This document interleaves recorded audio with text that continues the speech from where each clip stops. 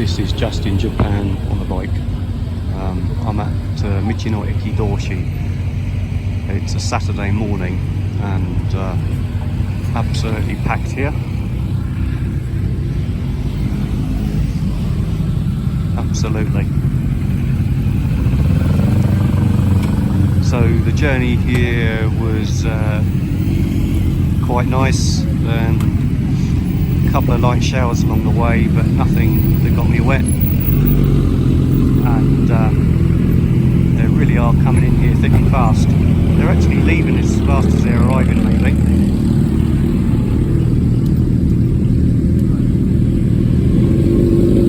And just to fill you in on the GSX-S1000F,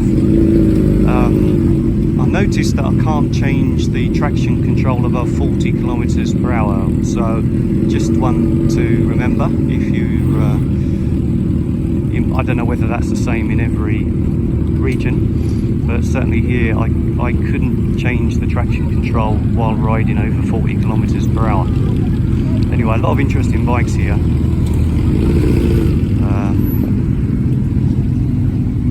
The weather's a lot cooler, quite pleasant really for riding a bike.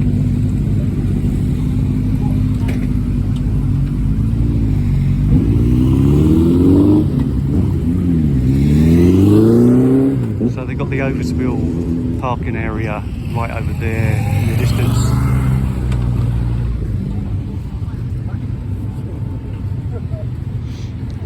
There we are. I noticed I normally zoom in too much. There are some dark clouds up there in the mountains. Well, we're in the mountains, but even higher in the mountains. We're quite near Mount Fuji here. And the weather changes very quickly here. Those clouds look ominous. I didn't bring my wet weather gear with me, so I will get soaked. I'm wearing a summer mesh jacket. It has got a waterproof lining. That waterproof lining is shower proof. It won't withstand heavy rain. Under that I'm wearing a very thin fleece and a cotton turtleneck, so regular jeans, no underpants. Don't know why I'm telling you all that, but just so you know what I wear when I'm out and about. Just for the record, by the way, I now have received, I bought a GoPro style camera, and I shall be making some action videos, that is just on bike riding videos soon. When I haven't taken it out of the box yet. It arrived the other day, I haven't had a chance, been quite busy. So I'm going to take that out of the box as soon as I can and get it to figure out how to use it and all the rest of it. So look forward to some action on bike action videos. And yeah, I set the traction control to number 2. 3 is rain. There's 2, 1 and off. I set it to number 2 while I was riding. I had to slow down below 40. The reason I said it was because of those showers. The road was a little bit damp and wet patches in places, but nothing serious. The sun's coming out now, as you can see. As I said, it's very changeable here in the mountains. Well, the sun's coming out and it started to rain at the same time. So there you go. And those black clouds, well, I don't want to go on about the weather, but anyway, the weather forecast changes by the hour. Somebody's squeezing in up there next to my bike. Hope he's I parked next to the smoking area. Not really a lot of space to squeeze in unless he's got a very small bike. Well, it's the space whether he can get off his bike, you know. So I'm going to walk. I'm just going to walk through. I won't do too much of a detailed look. I don't think some people are okay about it, but I'll just have a brief look at the bikes. As I said before, I used to get I've been getting too close, I noticed, so I'll try to keep a bit of a distance this time.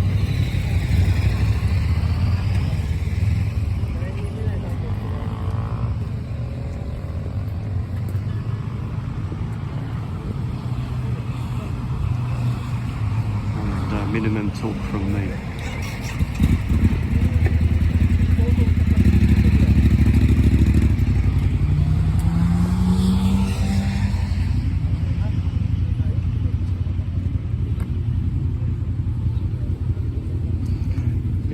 stop and look at anything, I suppose you should pause the video.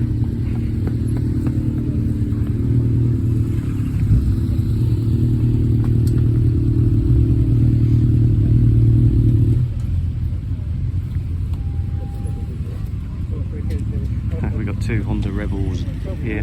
These will be the Honda Rebel 250s I told you about before, which are officially the best-selling bike in Japan according to the dealer at the moment. It's a nice Triumph there.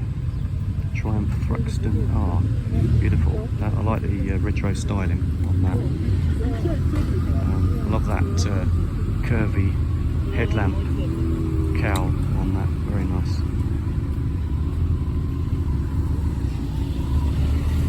Cafe racer style that. Twin Öhlins reservoir shocks. Yeah, nice one. It's a big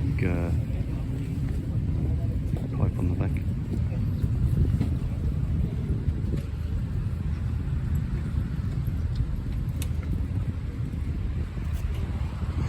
Okay, well, he hasn't got too close to me. That's no problem, is there? There's plenty of space there.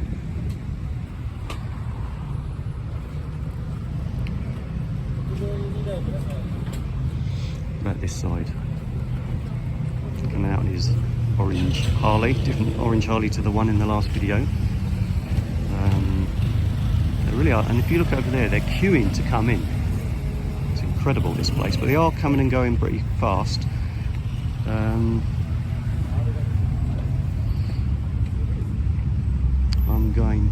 I better move out the way because I don't want to get in anybody's way.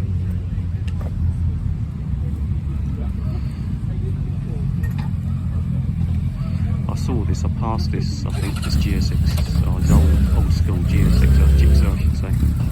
I don't know which, I can't tell, I'm not au fait enough to know which generation it is, but anyway. I have to say I do have a penchant for twin round headlamps. I've owned 2 or 3 cars, more than that actually, a few cars with twin round headlamps. I do like those, even on a motorbike.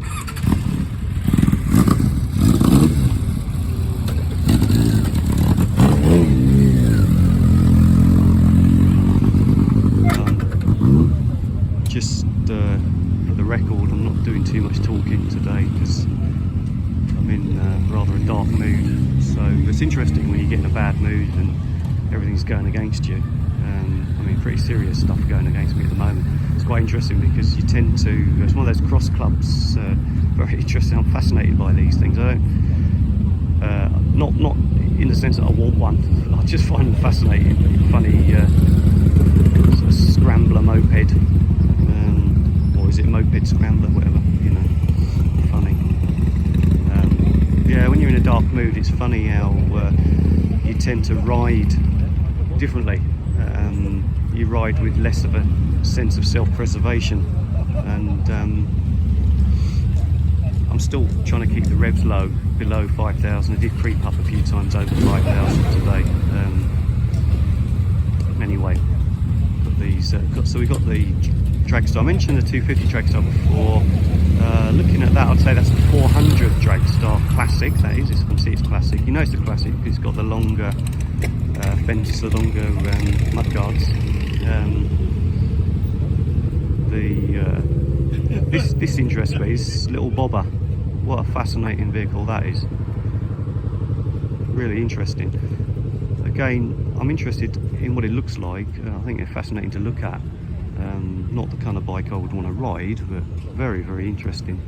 I don't know, I can't tell you anything about this bike and only what you're looking at. Very, very interesting. Just have a look, drum brake on the back. Is there a kick? Don't see a kickstart. This is a real custom job, isn't it?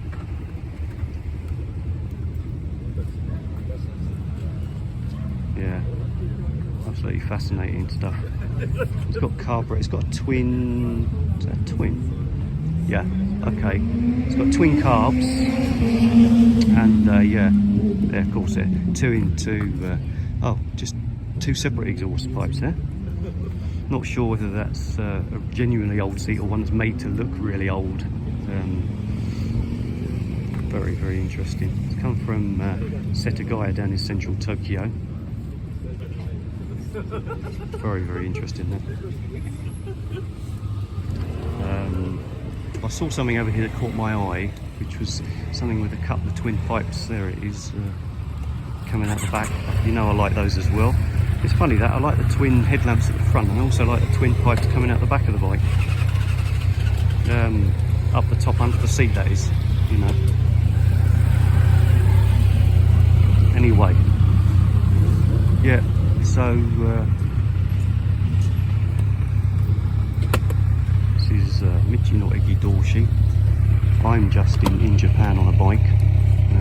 It's interesting looking Honda. The headlamp grille on that. Not sure what the point of that is. Would it obscure the affect the light coming out of it? Don't know. Certainly. I wonder if that's the one that we saw before with that window on the window on the gearbox there, on the is that the clutch plate? Very yeah, very shiny. It's had some very heavily customized. Very, very interesting that.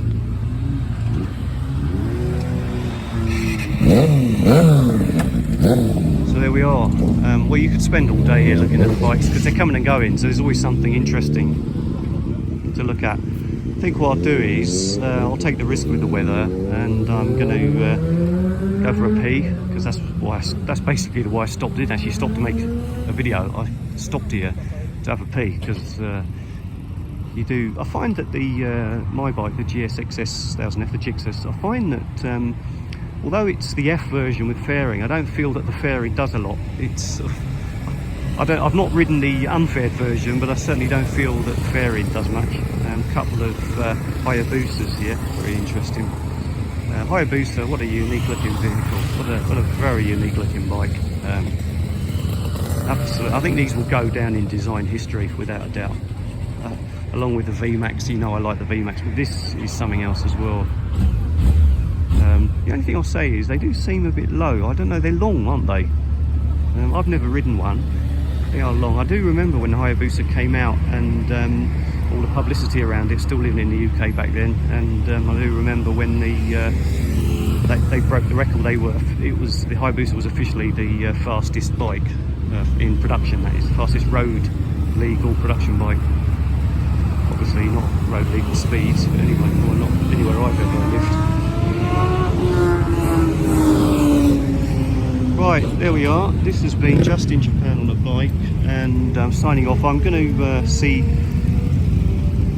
what else I can find. I'm going to go, I think I'll take a risk. It's still early, so I'll go up into the, further up into the mountains. Maybe find out if there's any other biker hangouts.